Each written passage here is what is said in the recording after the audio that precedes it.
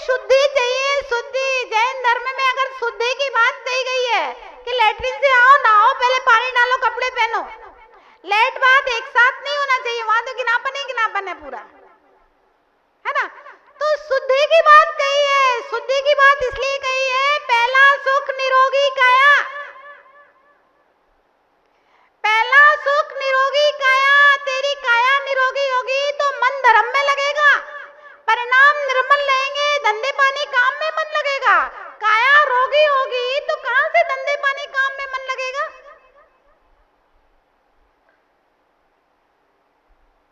तो वे सारे रोगाणु कीटाणु अंदर चले जाते हैं कहीं ना कहीं, किसी न किसी माध्यम से।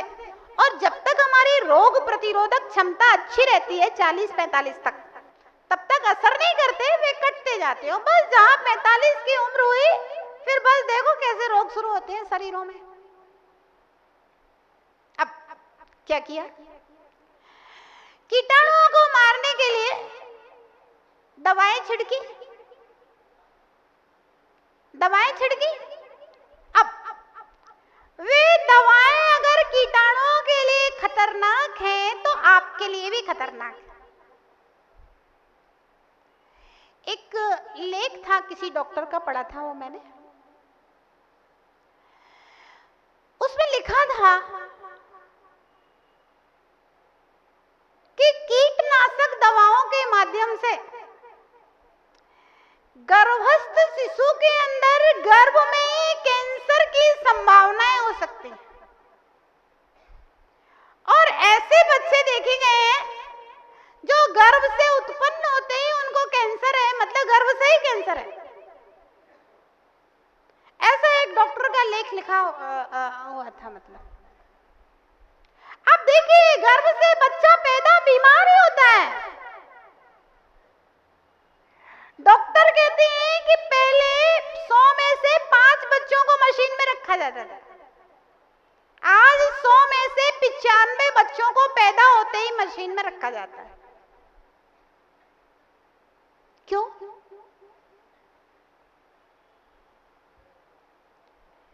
वास्तु खराब है। कीटनाशक दवाओं का प्रभाव पड़ता है, कीड़ों के ऊपर पड़ेगा, इंसान के ऊपर भी, क्योंकि इंसान बहुत ज्यादा संवेदनशील है, उसके ऊपर और जल्दी प्रभाव पड़ता है सब चीजों का। तो शुद्धि कहाँ रही? अब कोई वास्तु शास्त्री बना दे भैया कि कमरे में लाइट वाट नहीं बनना है, ये तो वास्तु से गड़बड़ है, तो उसकी तो धंधा ही नहीं चलेगा, उसका व्यापार है ये तो ध्यान रहे, शुद्धि बहुत जरूरी है। शुद्धि से रहना सीखिए, स्वस्थ रहना है, मन को प्रसन्न रखना है। तो वस्त्रों की बात कही, शुद्ध वस्त्रों, धुले वस्त्रों, फटे पुराने चिथड़े कटे फटे वस्त्र ना हो। अगर इस प्रकार के वस्त्रों को पहन करके जाप करता है, ध्यान करता है, तो वह जाप निष्फल कहा गया है। अब दूसरा प्रश्न आता है, किस आसन पर बैठ करके जाप करें?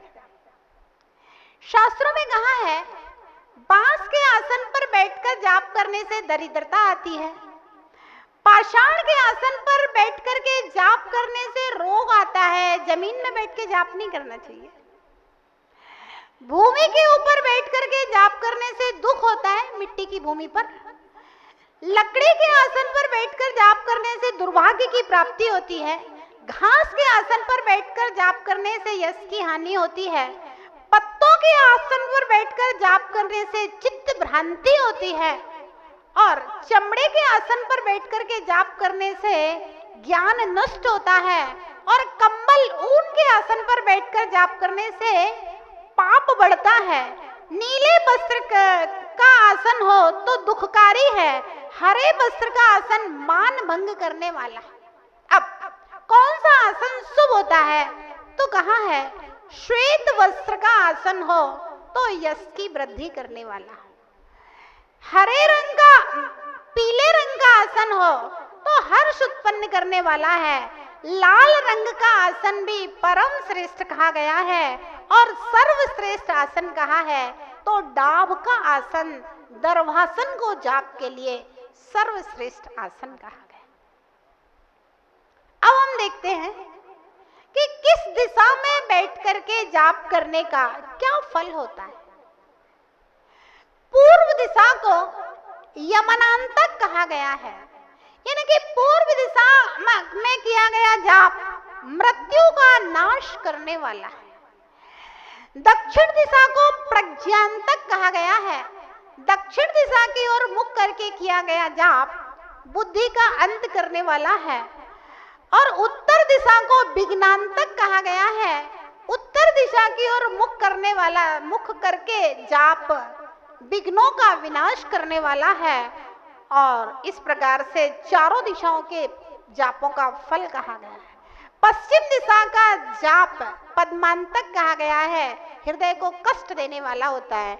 इस प्रकार से जब भी जाप करें पूर्व अथवा उत्तर दिशा की ओर मुख करके जाप करना चाहिए। हाँ, यदि भगवान के सामने बैठे हैं तो दिशा दोष नष्ट हो जाता है। जिनेंद्र भगवान रूपी सूर्य की ओर मुख करके, जहाँ भगवान का मुख है समझ लीजिए वही पूर्व दिशा है। भगवान की ओर मुख करने में दिशा नहीं, अथवा जिनालय भगवान के मंदिर का शिखर दिख रहा हो, वहां यदि हम मुख करके जाप करते हैं जिनालय की ओर मुख करके, तो वहां पर दिशा दोष नष्ट हो जाया करता है। अब सवाल आता है कि जाप करना चाहिए तो किस प्रकार से उंगलियों से जाप करना चाहिए, है ना।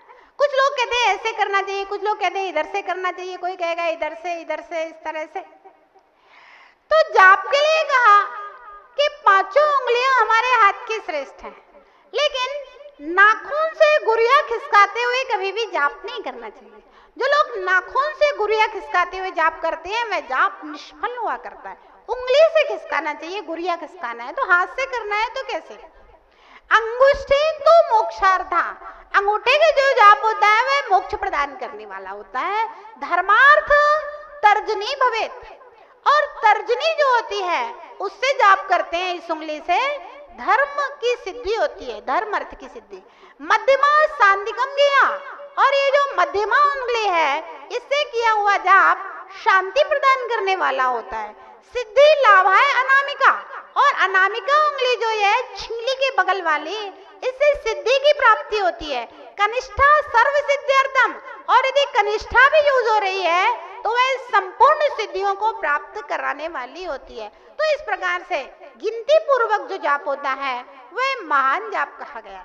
कौन से आसन से जाप करना चाहिए, तो कहा पद्मासन, पर्यंकासन, खड्गासन, वीरासन, अथवा शरीर में तकलीफ हो, है ना, बहुत ज्यादा परेशानी है, तो आप कहीं भी बैठ करके और किसी भी आसन से जाप कर सकते हैं।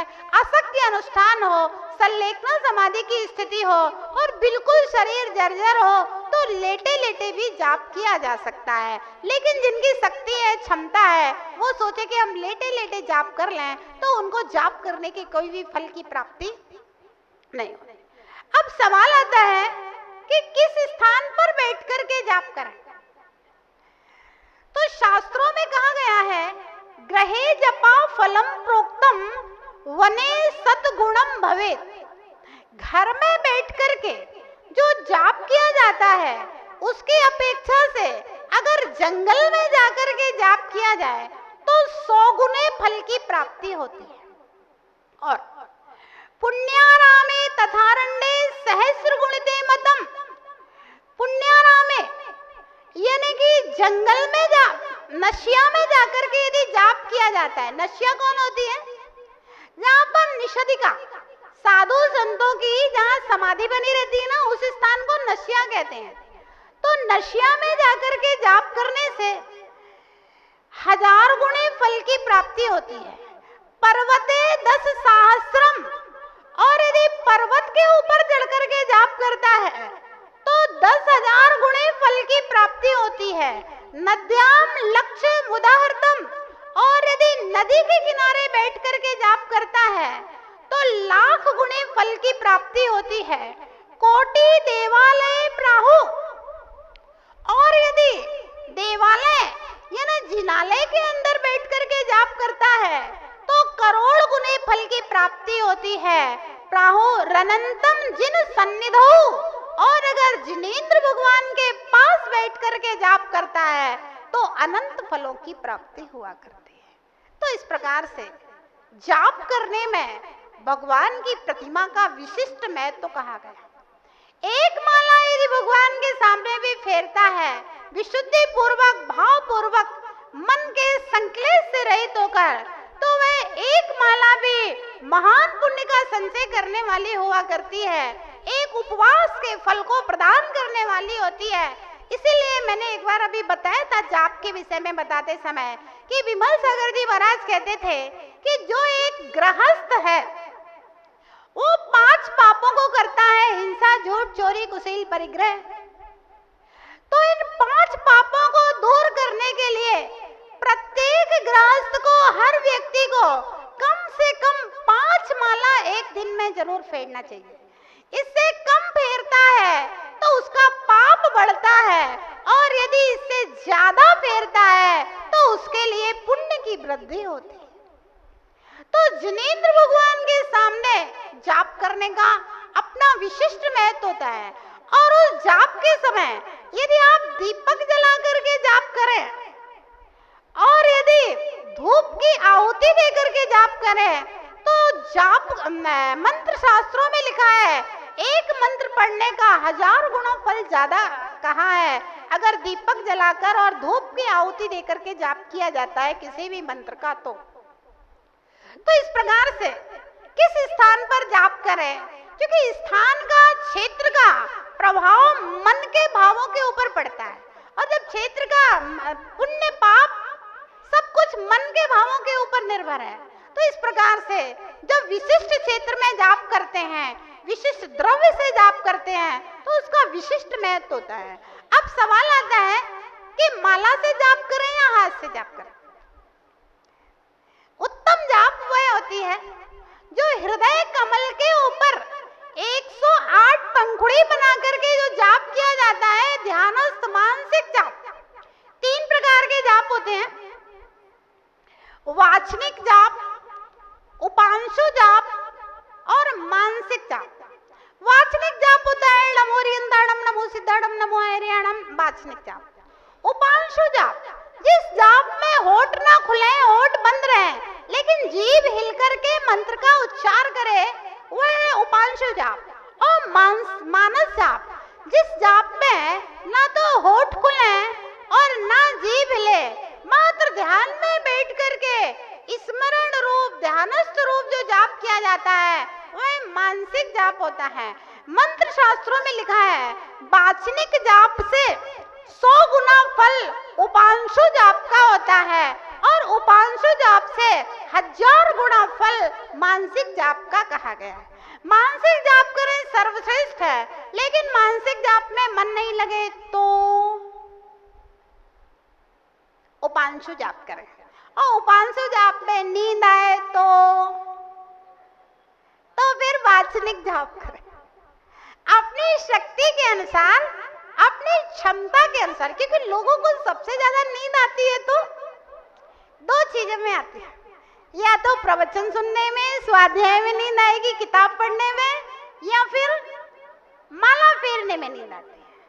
तो जिसमें आपका मन एकाग्र हो, जिसमें आपका ध्यान एकाग्र हो, ऐसा जाप करें। तो कहाँ है, हाथ से जाप करते हैं उसकी अपेक्षा से रेखा खींचकर जाप किया जाता है, उसमें 8 गुना फल ज्यादा मिलता है। और हाथ की उंगली पर जाप से 10 गुना फल होता है। मूंगे की माला से जाप करने से 1000 गुना फल ज्यादा होता है। लौंग की माला से जाप करने से 5000 गुना फल होता है।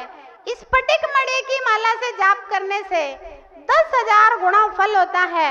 मोती की माला से जाप करने से 1,00,000 गुना फल होता है।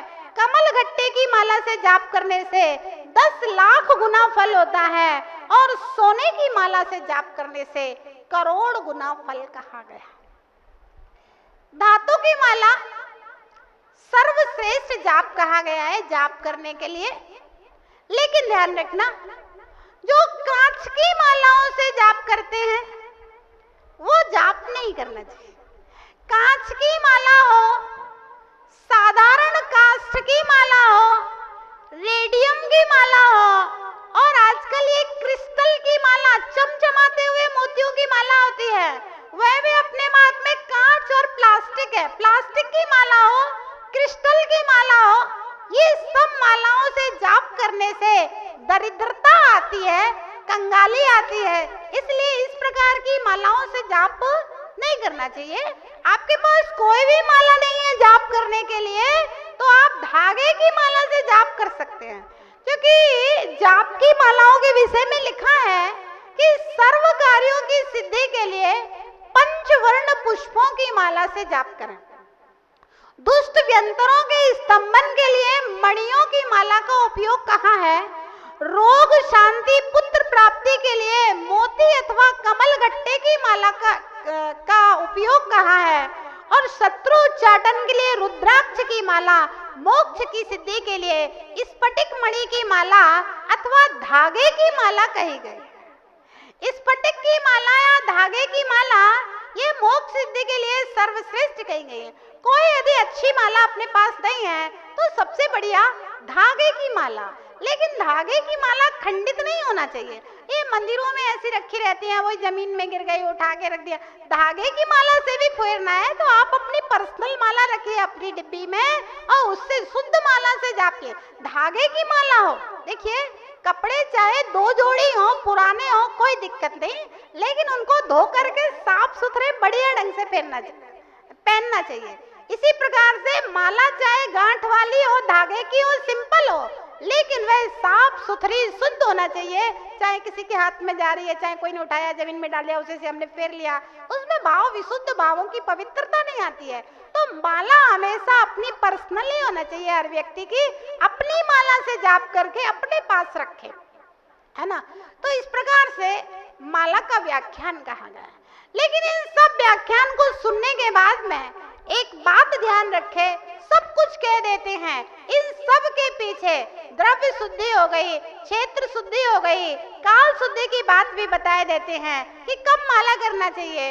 विशेष पर्वों के दिन में जप का विशेष महत्व होता है, क्योंकि पर्वों के दिन में भाव विशेष होते हैं। जैसे धनतेरस से दोज अष्टानिका तक का जो समय होता है वो विशिष्ट जाप का समय होता है।